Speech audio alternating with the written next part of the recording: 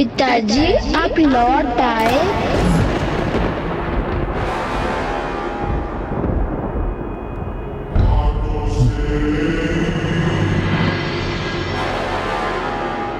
कौन है? कौन है वहां?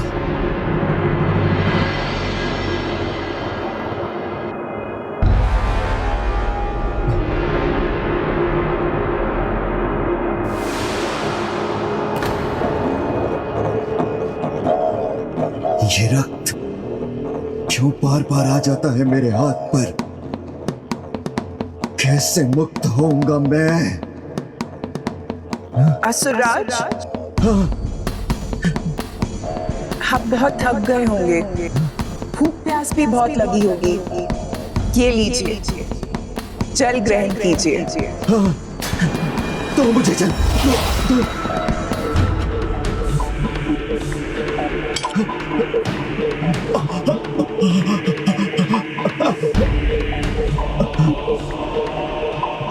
इसमें तो कुछ भी नहीं है। मुझे प्यास लग रही है। जल चाहिए सुंदरी, जल चाहिए मुझे सुंदरी। पिताजी, आपको जल चाहिए ना, तो वो मैं आपके लिए ले आता हूँ। विशंक, मेरा पुत्र विशंक। पिताजी, आपकी प्यास बुझाने हेतु मैं जल ले आता हूँ। इंद्रशत्रु, कहाँ हो तुम पुत्र? रुकिए ज्येष्ठ, मैं जल ले आता हूँ। हाँ ज्येष्ठ, हमने आपको सभी ब्रह्मांड लाकर हम जल ले आएंगे। सभी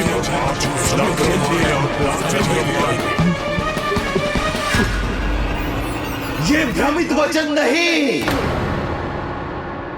अपनी प्यास बुझाने के लिए जल चाहिए मुझे, वास्तविक जल।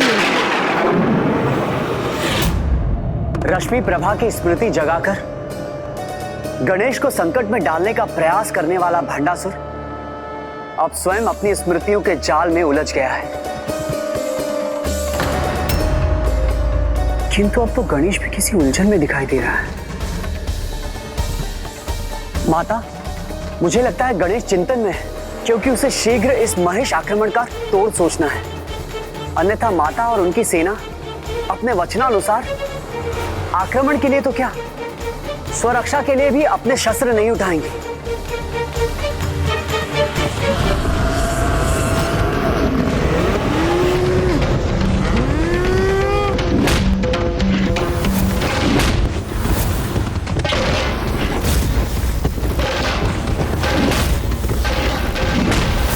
माताएं इस प्रकार कब तक अपनी रक्षा कर सकेंगी?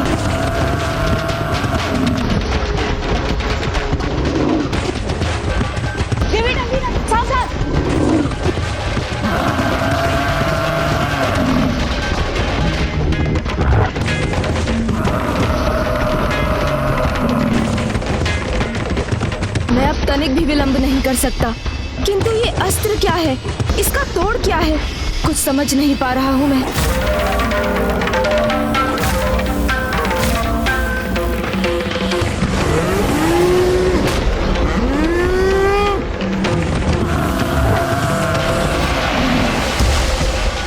माता, मुझे आशीष दीजिए कि मेरी बुद्धि शीघ्र कुछ समाधान सोचने में सफल हो सके।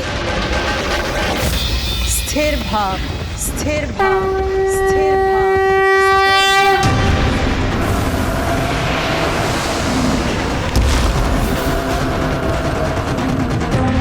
जिस प्रकार सागर की गहराई में उतरकर रत्न प्राप्त होते हैं, उसी प्रकार किसी भी समस्या का हल ढूंढने के लिए स्थिर रहकर बुद्धि की गहराई में उतरना आवश्यक है।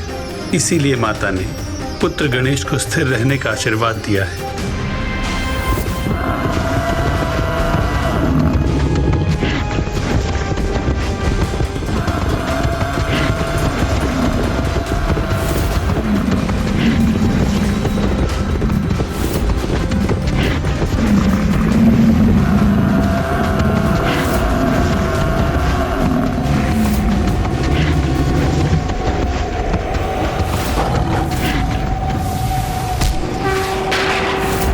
माता, काम, क्रोध, लोभ, मोह, मद और माया के प्रभाव से प्रभावित व्यक्ति की जब बुद्धि भ्रष्ट हो जाए और वो एक हिंसक पशु के समान व्यवहार करने लगे तो वो आकार और प्रकार दोनों से महिष ही हो जाता है। इसलिए ये क्रूर पशु और कोई नहीं, महिषासुर ही है, महिषासुर ही है।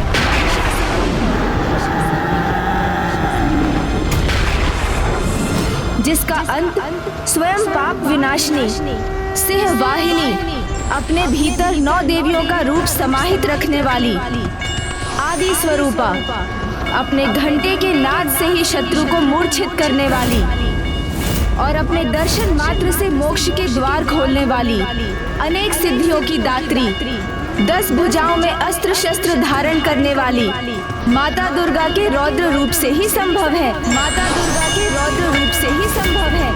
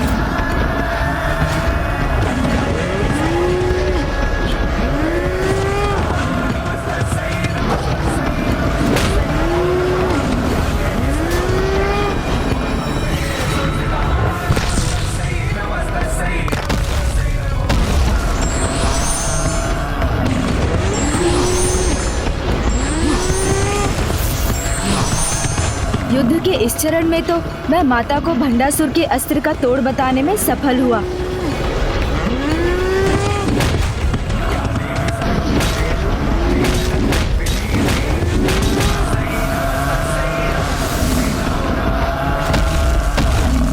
मेरा ये महेश आक्रमण व्यर्थ कैसे हो सकता है? नहीं भंडासुर, तुम असफल कदापि नहीं हो सकते।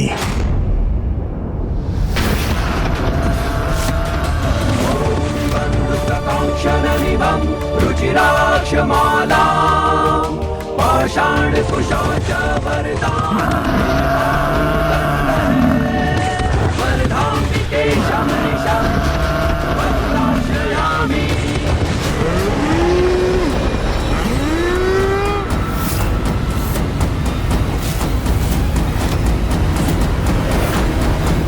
ये महिषासुर जितनी बार भी धराशायी होंगे उतनी ही बार दुगनी शक्ति से पुनः उठ खड़े होंगे।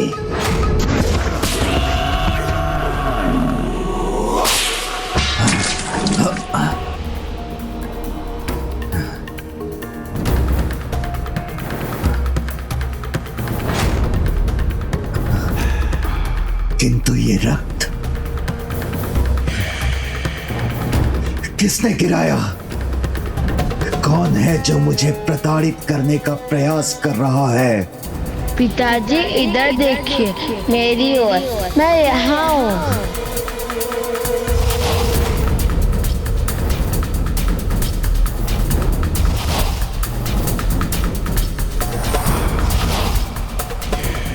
पिताजी, आपके पुत्र आपकी सेवा में हैं यहाँ। नहीं, मिटा दूंगा मैं इस रक्त को और इन सभी मिथ्या स्वरों को।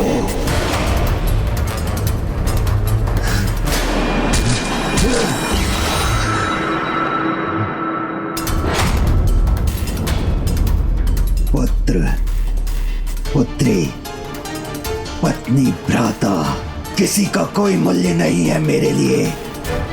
मुझे तो बस अपनी विजय चाहिए, जिसे कोई टाल नहीं सकता, स्वयं गणेश जी भी नहीं। मेरे दिए तोड़ के अनुसार माता ललिता द्वारा रौद्र दुर्गा माता रूप में उनके प्रहार से भी महिषासुर का अंत क्यों नहीं हो रहा है?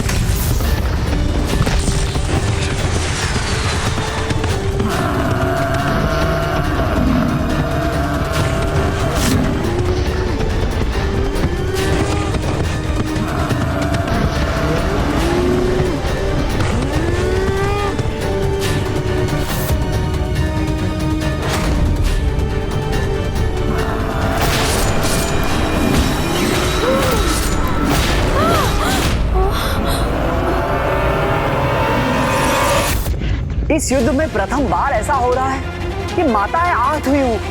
ये पुनर्जीवित होकर पुनः कठोर प्रहार कैसे कर पा रहे हैं? माता मंत्री नाथा को भी आहत कर दिया इस महेश ने। मेरा उपाय सफल क्यों नहीं हो रहा है? अवश्य कुछ तो और तत्व है इनके इस आतंक के पीछे। देवता, यक्ष, किन्नर, गंधर्व, मनुष्य, पशु, पक्षी या कोई भी अन्य चराचर जीवों के पुरुष मेरा वध न कर सके। माता सर्वप्रथम देवी कात्यायनी के रूप में प्रकट हुई, फिर विंध्याचल पर निवास कर विंध्यवासिनी कहलाई। अंततः माता दुर्गा बन पापी महिषासुर का अंत कर महिषासुर मर्दिनी के रूप में प्रकट हुई। अर्थात जो भी पहले हुआ वही उसी क्रम में पुनः करना होगा। महिषासुर मर्दिनी के रूप में प्रकट होने के लिए माता को सर्वप्रथम माता कात्यायनी, फिर माता विंध्यवासिनी और अंततः माता दुर्गा के रूप में आना होगा। तभी वो महिषासुर का वध कर महिषासुर मर्दिनी कहलाएंगी। अब समझ आया, जो कार्य विधि ने नियत किए हैं वो उसी प्रकार होने होंगे। माता कात्यायनी तो सच्ची प्रार्थना और उचित आवाहन से ही प्रकट होंगी, जो ऋषि कात्यायन द्वारा माता को पुत्री रूप में पुकारने पर ही संभव है।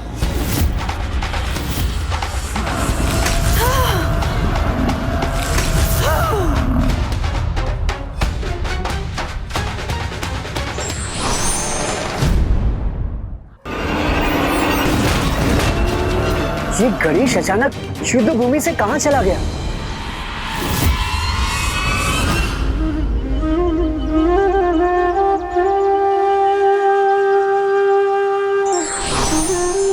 प्रणाम ऋषिवर।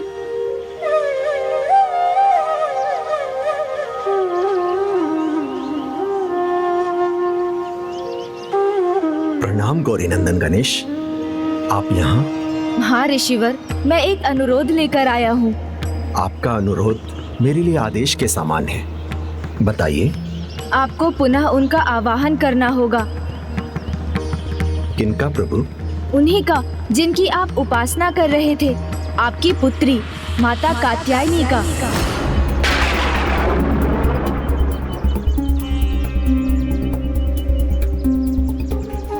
नहीं प्रभु,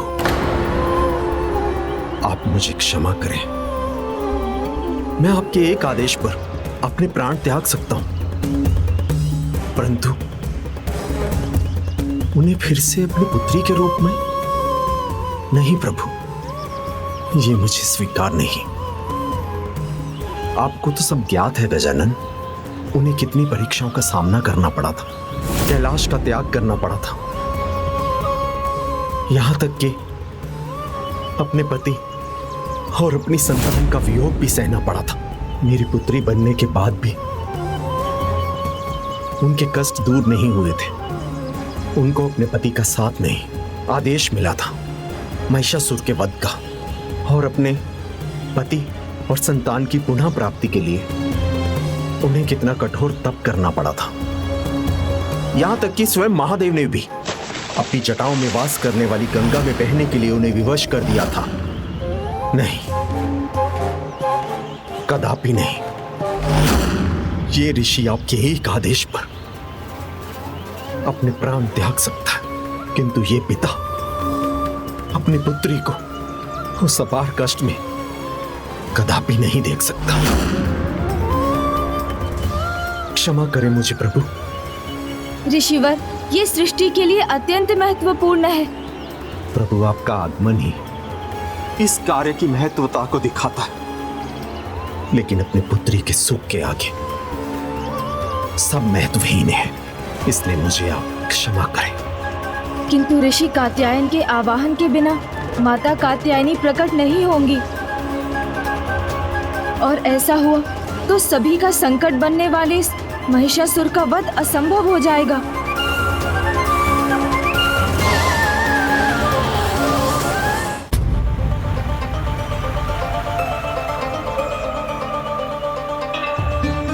ऋषिवर के आवाहन के बिना माता का कात्यायनी रूप में आना असंभव होगा, और यदि ये संभव ना हुआ तो मैं माता की आशा और उनके विश्वास को असत्य कर उन्हें निराश कर दूंगा। मैं ऐसा कोई कार्य क्यों करूं जिससे माता को पुनः कष्ट हो? ऋषि कात्यायन,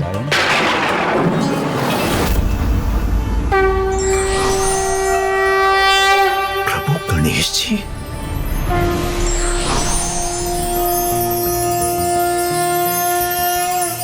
ऋषि कात्यायन, आप एक महान ऋषि होकर भी सांसारिक मोह माया में उलझकर धर्म की रक्षा की अपने धर्म से विमुख क्यों हो रहे हैं? ध्यान रहे, तब जो भी हुआ वो नियति थी।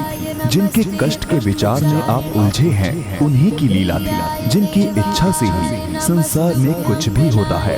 मत भूलिए, आपकी पुत्री जगत जननी है, तो उसी रूप में गणेश की माता भी थी। माता और पुत्र का संबंध तो पिता और पुत्री के संबंध से भी अधिक विशेष होता है। ये जानते हुए भी आप अपनी पुत्री के ही पुत्र गणेश को मना क्यों कर रहे हैं, जो एक अत्यंत महत्वपूर्ण कारण से ही आपके पास आए हैं? मैं भी कितना मूर्ख हूं। मैं उन्हें मना कर रहा था जो स्वयं मेरी पुत्री कात्यायनी के अंश है, जो देवी माता के ही रूप है। रुकिए प्रभु,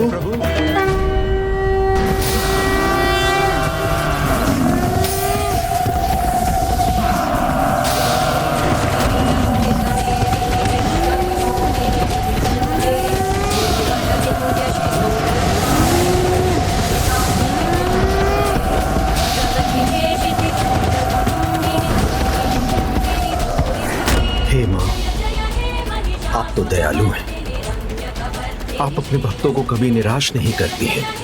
उन पे सदा आपकी कृपा बनी रहती है। आज संसार में फिर से विपदा के इन क्षणों में ये भक्त आपको पुकार रहा है मां।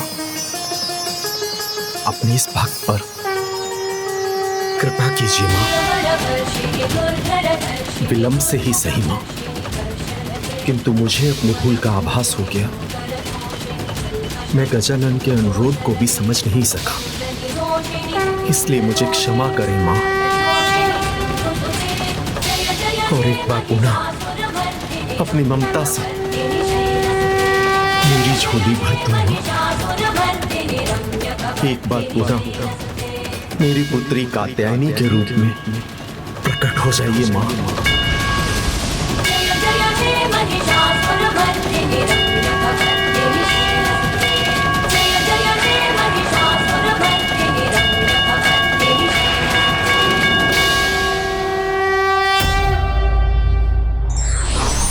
सकारात्मक सोच और बुद्धिमत्ता से विकट समस्या का समाधान किया जा सकता है। अब समय आ गया है माता कात्यायनी के आगमन का और भंडासुर की योजना के असफल होने का। भक्ति के देवता गणेश जी को एक बार फिर उलझा दिया मैंने। कोई समाधान नहीं ढूंढ सके, इसलिए युद्ध भूमि का त्याग ही कर दिया उन्होंने। अर्थात अब मेरी विजय निश्चित है।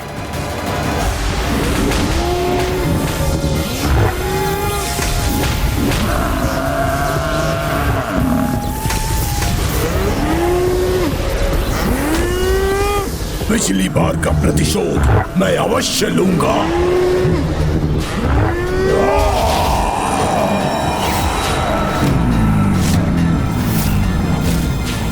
महिषासुर सबका ही पहले भी था और आज भी है। तो सुन, ये यश किसी से भी नहीं डरता, वो भी है तुच्छ स्त्री से कभी भी नहीं। भूल रही है तो तुच्छ नारी महिषासुर ने तब थमा था और ना ही आज थमेगा।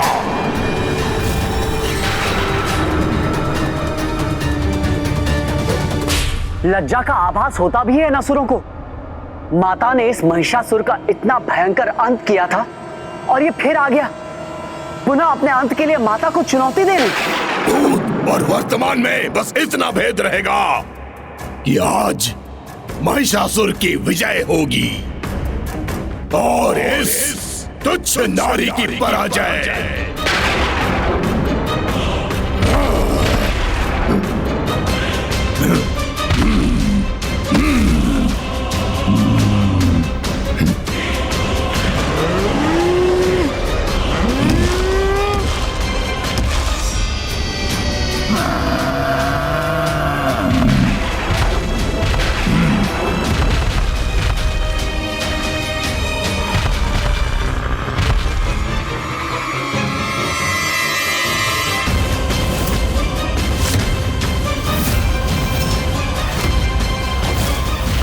इस बार मेरी सेना का नहीं, तुम्हारी सेना का संहार होगा।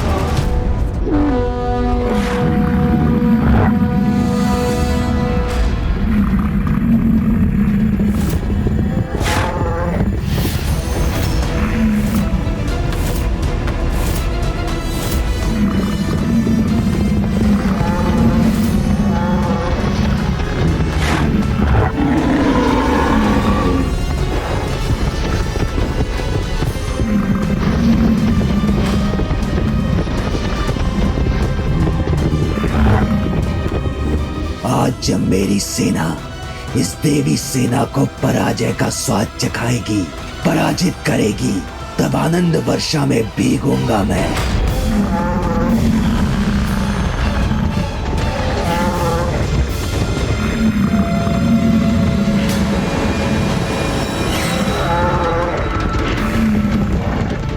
सभी माताओं को इस प्रकार इस महिष आक्रमण के संकट में छोड़कर गणेश कहां चला गया?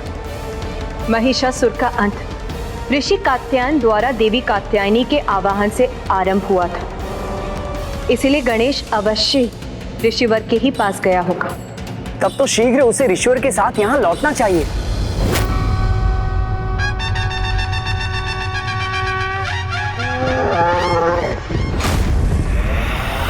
मुझे क्या था गणेश इस आक्रमण को कदापि नहीं रोक पाएंगे। इस युद्ध के अंत और मेरे विजय के साथ ही मैं पुनः अनंत काल के लिए असुर सम्राट के रूप में इस असुर सिंहासन पर स्थित होऊंगा। जीर्ण शीर्ण अवस्था में है तो क्या हुआ, है तो मेरा ही असुर महानायक भंडासुर का सिंहासन।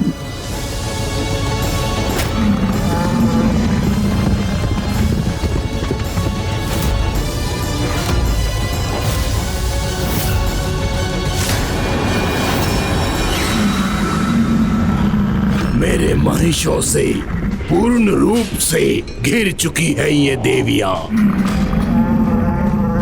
बस अब इनके नष्ट होने में मात्र एक प्रहार की ही देर है।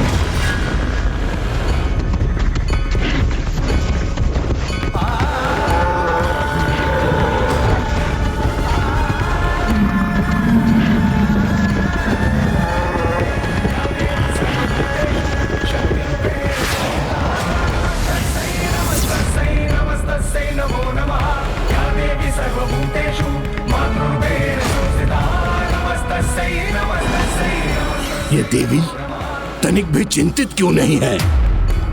इसने तो बड़ी निश्चिंतता से अपने नेत्र बंद कर लिए हैं।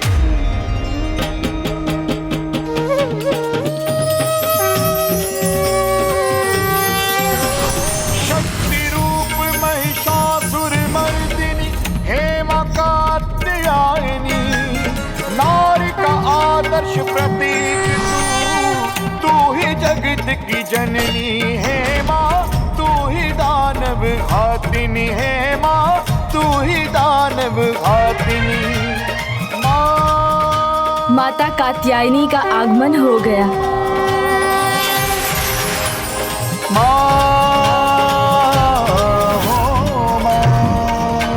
प्रणाम माता। ऋषिवर ने मेरा निवेदन स्वीकार किया। धन्यवाद ऋषि कात्यायन, आपकी सहायता के बिना ये संभव नहीं हो पाता। विघ्नहर्ता हूँ मैं, धर्म की रक्षा।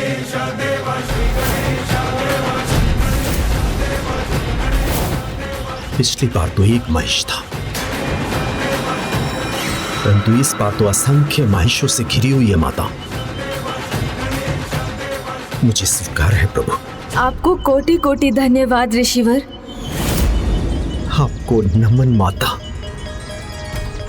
आपको कोटि कोटि नमन।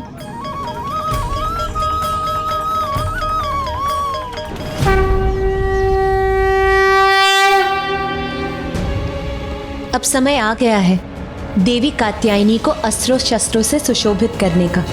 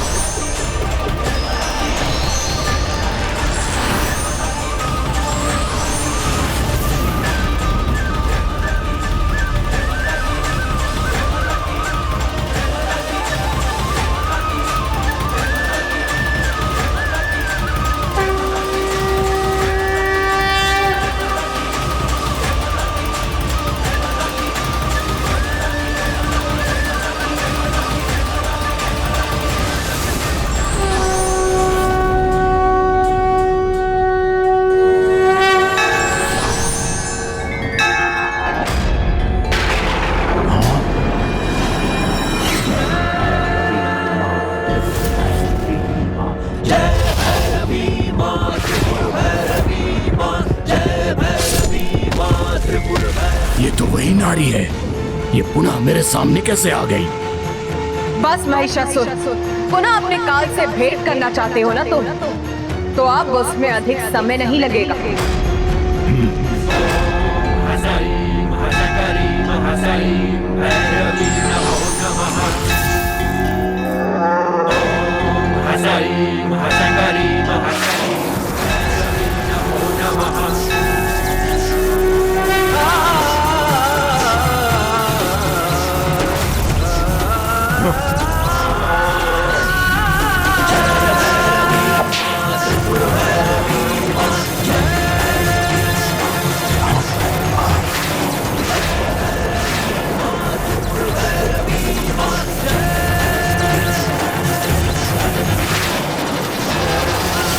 ये एक बार पुनः मेरी सेना का संहार करे, उससे पहले ही मुझे इसका अंत करना होगा।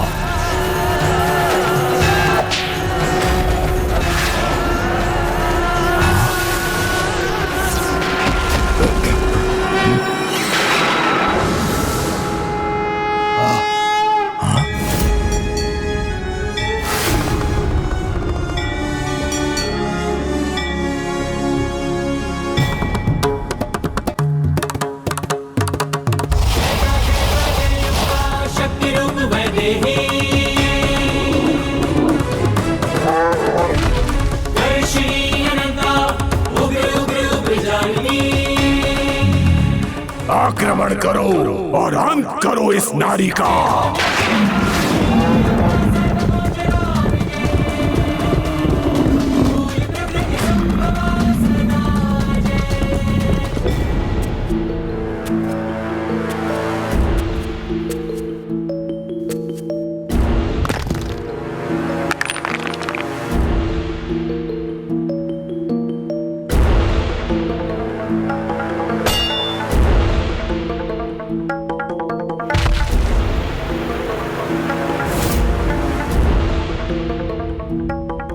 आज एक बार फिर अपने सिंहासन पर स्थापित होकर अपार सुख का अनुभव कर रहा हूं मैं। सुख हो रहा है ना तुम्हें इस टूटे हुए सिंहासन पर आसीन होकर? सर्वथा अकेले रह गए ना तुम, भला उसका क्या लाभ?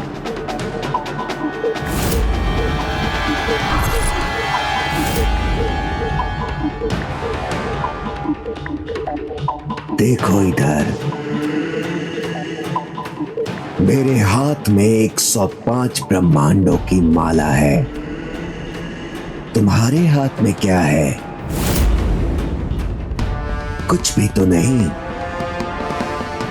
जो विजय पाप, धर्म और ग्लानि के भाव जगाए, उस निरर्थक विजय में पराजय का आभास नहीं होगा तुम्हें। तुम्हारी महिमा, महानता, समृद्धि, साम्राज्य सब मिट चुका है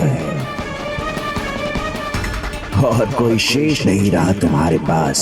नहीं, ये मिथ्या कथन है तुम्हारा, क्योंकि मेरे हाथों में ये महानतम आसुरी अस्त्र है। मैं अकेला नहीं हूं, हम भंडासुर के साथ हैं। 6 श्रेष्ठतम विकार, सामर्थ्यवान के लिए कुछ भी असंभव नहीं। ये सिंहासन, ये राजसभा, ये भवन, इस साम्राज्य के नवनिर्माण तो मेरे बाएं हाथ का काम है। भंडासुर, विजय उत्सव की तैयारी करो, क्योंकि आज युद्ध भूमि में महिषासुर तुम्हें अवश्य विजय दिलाएगा। कोई चिंता नहीं है मुझे, उत्सव अवश्य होगा।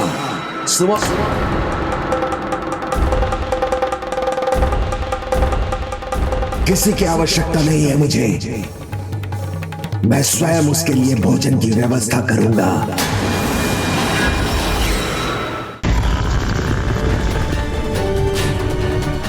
आज एक नहीं, असंख्य महिष है तुम्हारे सामने। इसलिए अब हमसे सुरक्षित नहीं रह सकोगी तुम। कौन सुरक्षित है और कौन असुरक्षित, ये तुम्हें अभी ज्ञात हो जाएगा दुष्पापी।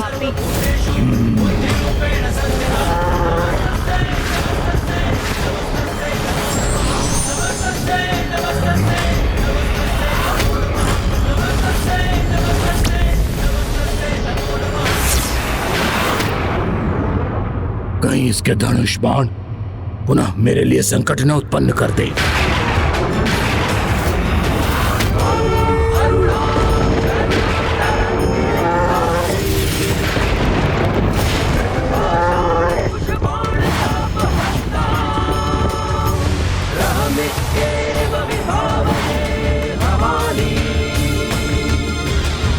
असंख्य महिषों का अंत करने के लिए मात्र 2 बाण, कदाचित अपनी ओर बढ़ती ऐसी अपार शक्ति को देखकर अपना मानसिक संतुलन खो बैठी है ये नारी।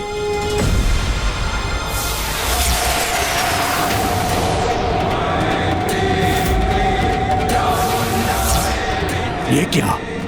इसका एक बाण अनेकों बाणों में परिवर्तित हो गया और ये सभी मेरी महिष सेना की दिशा में जा रही है।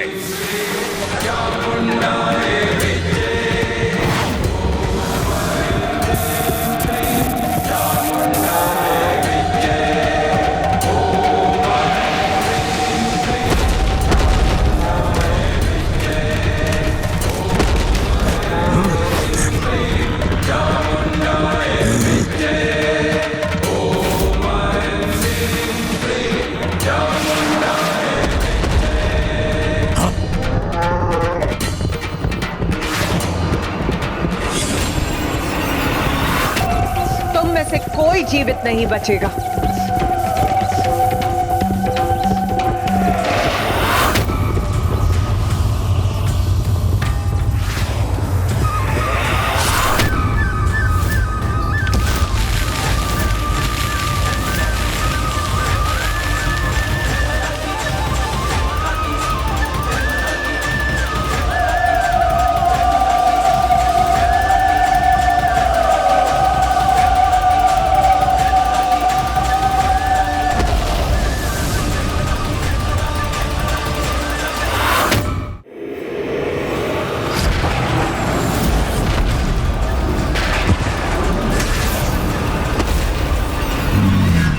नहीं, मैं अपने विनाश के इतिहास को कदापि नहीं दोहराने दूंगा।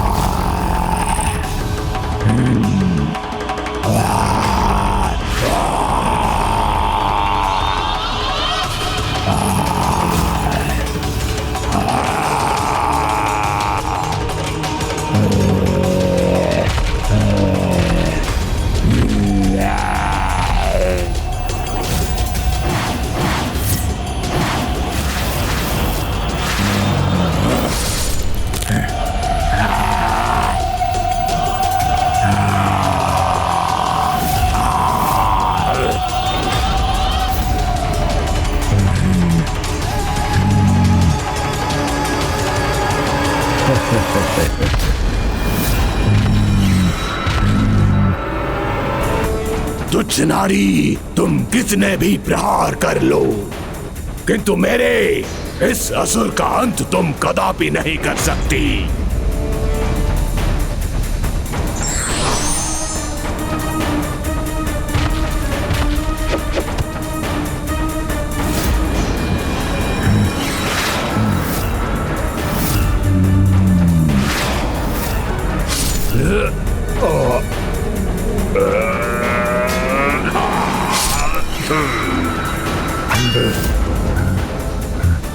तुम्हारे किसी भी अस्त्र शस्त्र का कोई भी प्रभाव नहीं होगा मुझ पर।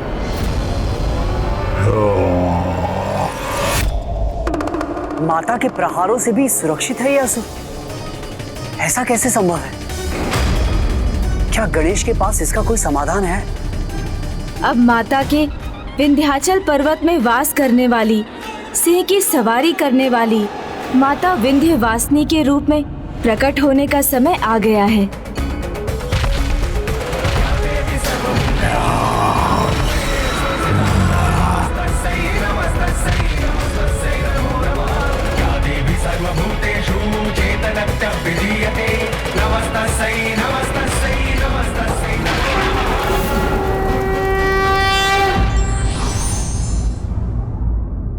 बुद्धि का बल ही सच्चा बल है, शारीरिक बल तो मात्र बलशाली होने का भ्रम है।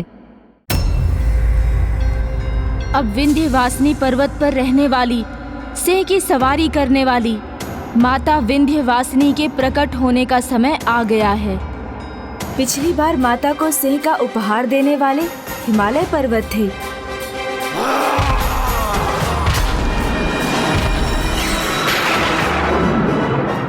हे महान हिमालय पर्वत, कृपा कर मुझे दर्शन प्रदान कीजिए।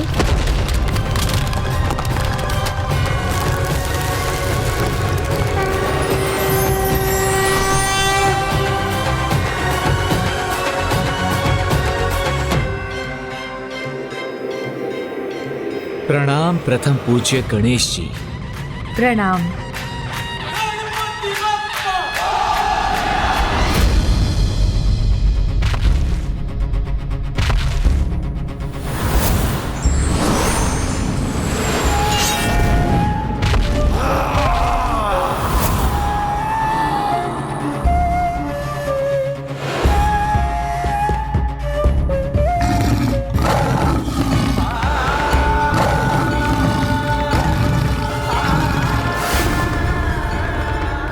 सिंह ही माता का वाहन क्यों है?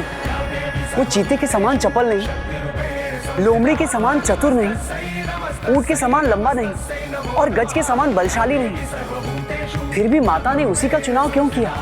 जहाँ कुछ जीव साहस का अभाव होने पर महत्वपूर्ण समय में अपने कौशल का प्रयोग करने में अक्षम हो जाते हैं, किंतु सिंह साहस में अतुलनीय, किसी भी चुनौती का सामना करने के लिए सदा तैयार रहता है। इसीलिए एकमात्र सिंह देवी शक्ति का वाहन बन विजय का प्रतीक हो सकता है।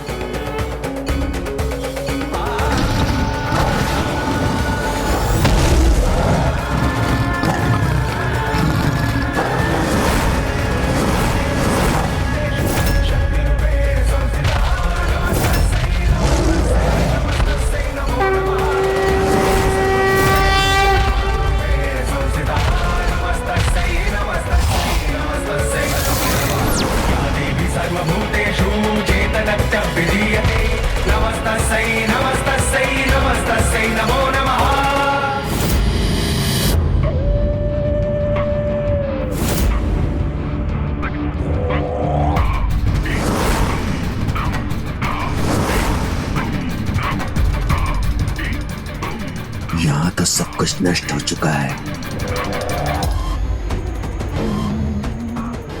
बस एक यही चूल्हा बचा है, तो इसी चूल्हे पर अपने लिए खीर पकाऊंगा मैं।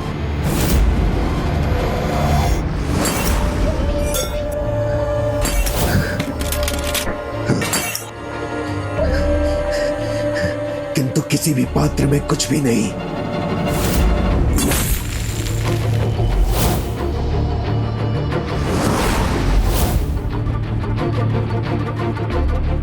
चावल तो मिल गया मुझे, अब बस दूध और गुड़ चाहिए।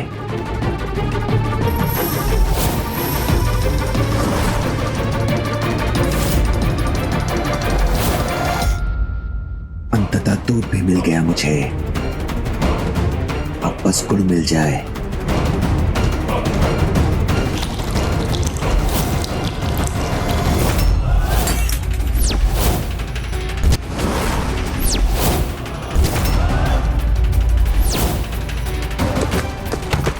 सर्वत्र आनंद ही आनंद होगा, क्योंकि यहाँ मेरी खीर तैयार होगी और वहां महिषासुर की विजय होगी। माता विंध्यवासिनी की, माता विंध्यवासिनी की, माता विंध्यवासिनी की, माता विंध्यवासिनी की, माता विंध्यवासिनी की।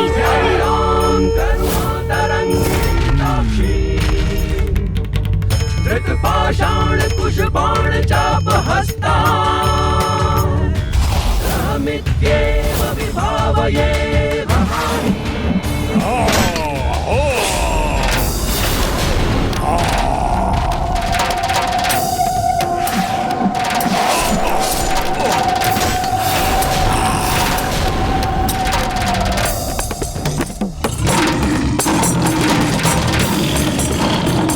जाओ, इस दुष्ट असुर का संहार करो।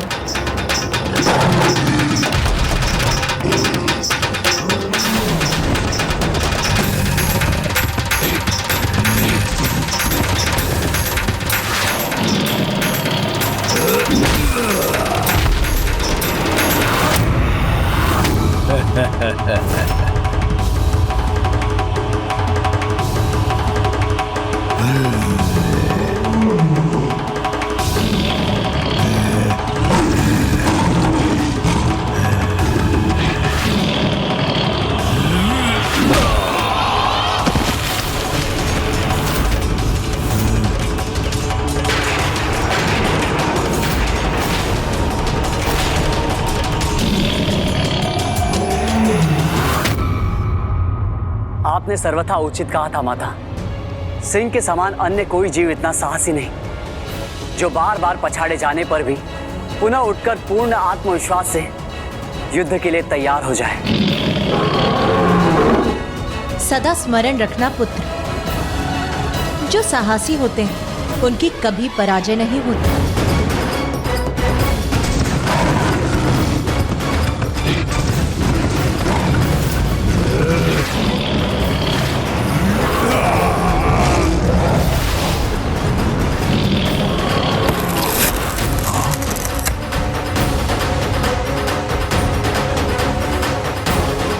अद्भुत है माता के सिंह का पराक्रम।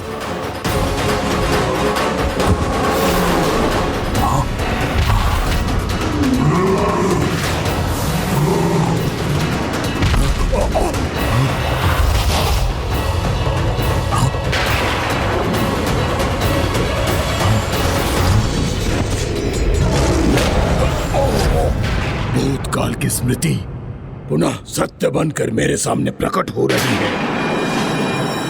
तुम्हारा इतिहास इसी प्रकार अपने आप को बार बार दोहराएगा, क्योंकि तुम पुनः अधर्म का साथ देकर माता से युद्ध करने का हठ कर रहे हो। इसलिए विनाश ही तुम्हारा भूत था और विनाश ही तुम्हारा भविष्य भी होगा। और इस विनाश से अब भंडासुर की रक्षा कोई भी नहीं कर सकता।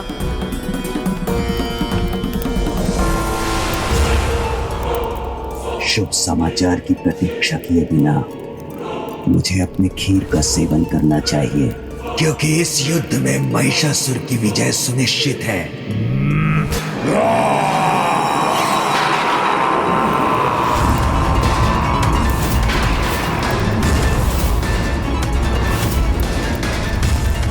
ये कैसी गर्जना थी?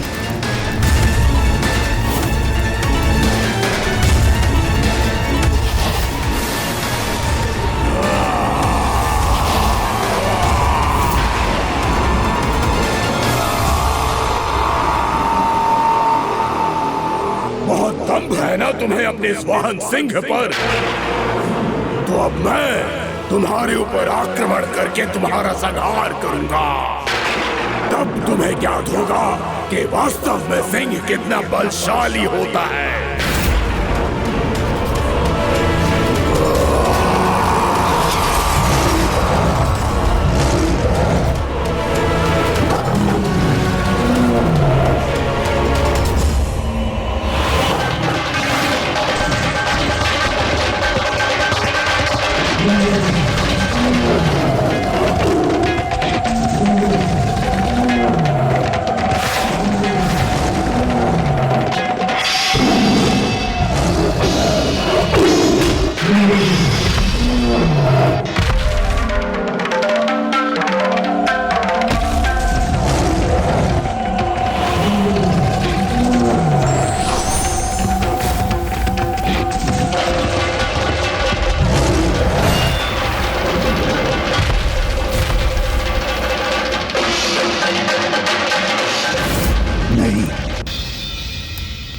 ये नहीं हो सकता।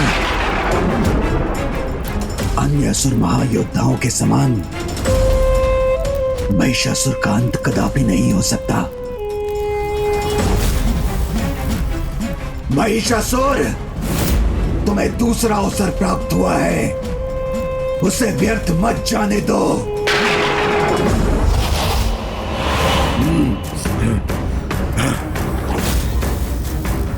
तुम्हें कुचलकर तुम्हारे बल का अहंकार नष्ट करूंगा मैं।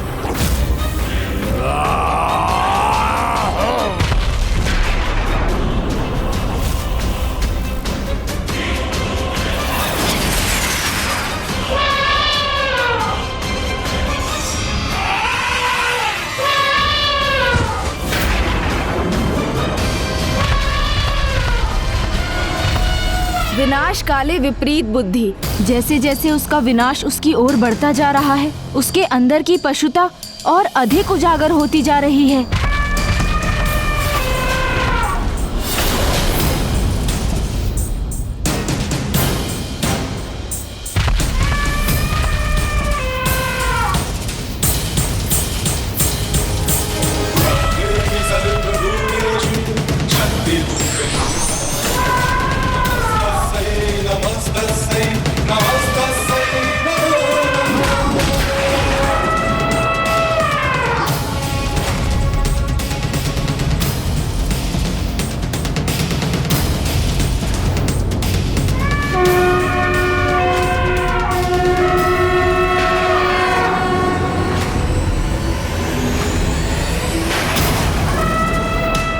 यही तुम्हारा बल है महिषासुर, जिसका तुम इतना बढ़ चढ़कर बखान कर रहे थे?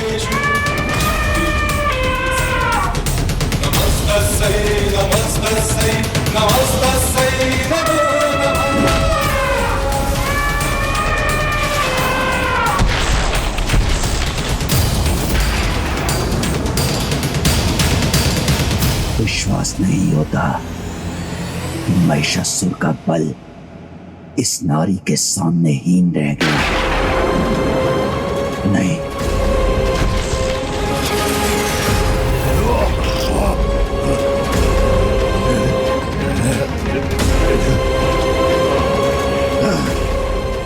महिषासुर, मेरे महाअस्त्र की शक्ति भी प्राप्त करो तुम, और आज इस देवी के अंत के साथ इस युद्ध में विजय प्राप्त करो।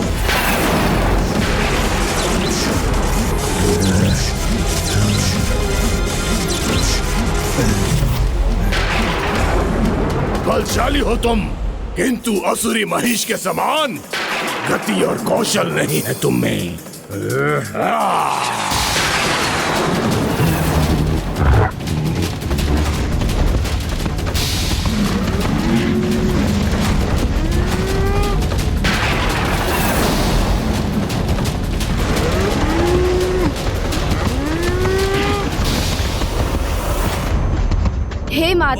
हे माता विंध्यवासिनी, अब आपके द्वारा माता दुर्गा के रूप में आकर इस दुष्ट का वध करने का समय आ गया है।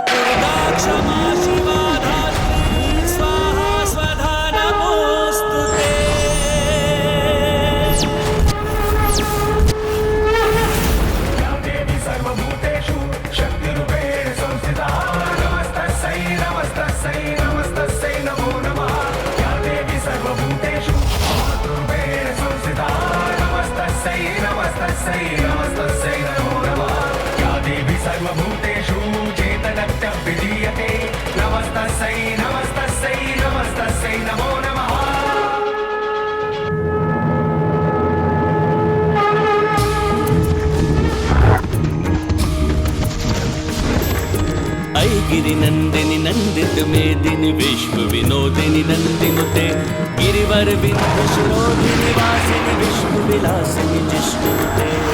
गिरि नंदिनी नंदित मेदिनी विश्व विनोदिनी नंदिनुते गिरिवर विंध्य शिरोधिनी वासिनी विश्व विलासिनी जिष्णुते।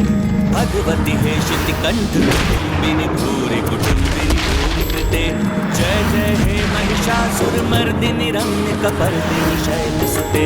भगवती हे शितिकंठ कुटुंबिनी भूरि कुटुंबिनी भूरिकृते। जय जय हे महिषासुर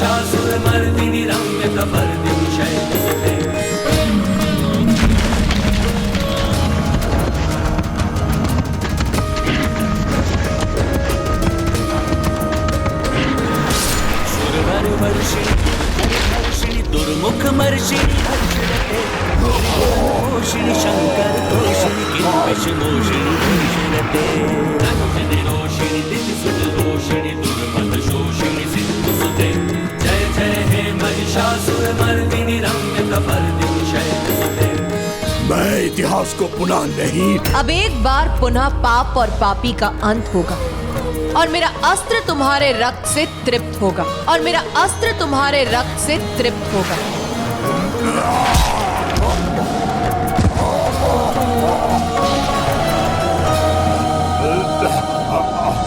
जगदम्ब मदम्ब कदम्ब शिखर शिरोमणि तुंग हिमलय शृंग निजालय मध्यगते।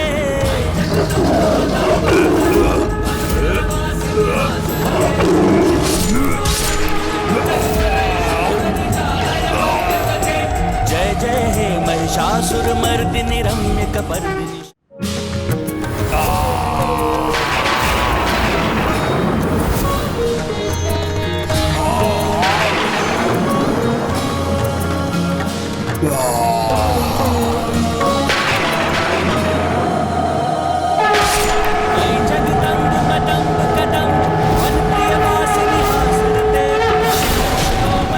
महिषासुरमर्दिनी की जय, महिषासुरमर्दिनी की जय, महिषासुरमर्दिनी की जय, महिषासुरमर्दिनी की जय, महिषासुरमर्दिनी की जय, महिषासुरमर्दिनी की जय, महिषासुरमर्दिनी की जय, महिषासुरमर्दिनी की जय।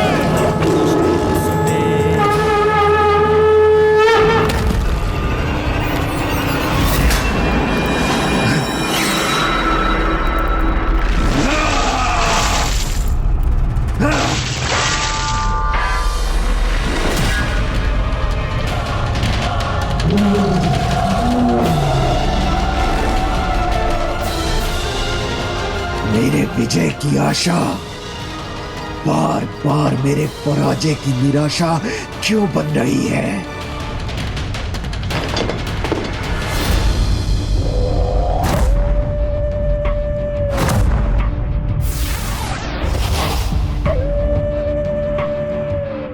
महिषासुर की छवि मेरे महाअस्त्र से लुप्त होकर बिखर गई।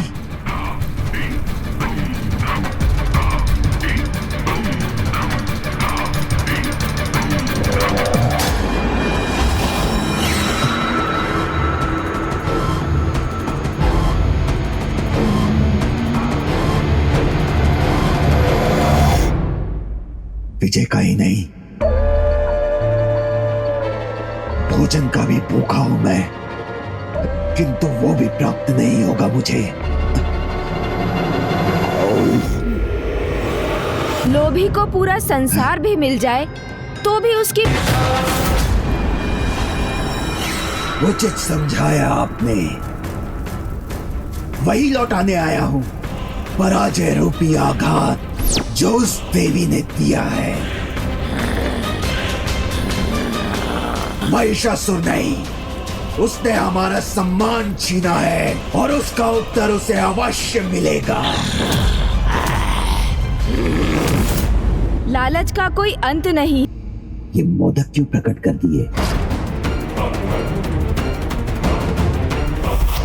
कहीं वो मुझे खिला खिला कर मेरा अंत तो नहीं करना चाहते।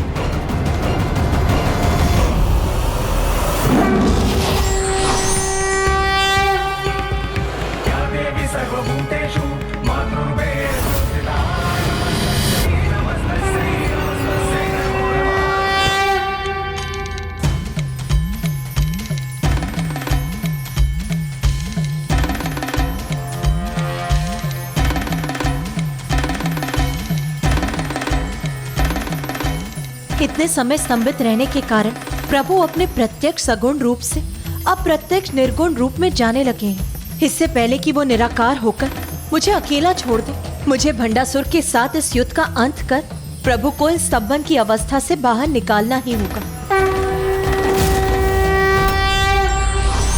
अच्छे कर्मों का परिणाम अच्छा और बुरे कर्मों का परिणाम सदैव बुरा ही होता है। यही प्रकृति का नियम है।